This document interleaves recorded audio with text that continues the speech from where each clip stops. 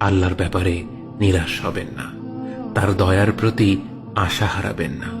যখন কোনো বান্দার জন্য দুনিয়া সংকীর্ণ হয়ে আসে, বিশেষ করে যখন আপনাকে মানুষ পরিত্যাগ করে, এবং বিশেষ করে এমন কেউ যার উপর আপনি আস্থা রাখতেন কিন্তু সে আপনাকে নিরাশ করেছে, আপনি আল্লাহর পরে তার উপরে আশা রাখতেন অথচ সে আপনাকে লাঞ্ছিত করেছে, সেই সময় জেনে রাখবেন যে আল্লাহ চাচ্ছেন আপনি তার শরণাপন্ন হন। এই পৃথিবীর সবচেয়ে সুখী মানুষ হচ্ছে সে যে আল্লাহর দিকে তার মুখ ফেরায়।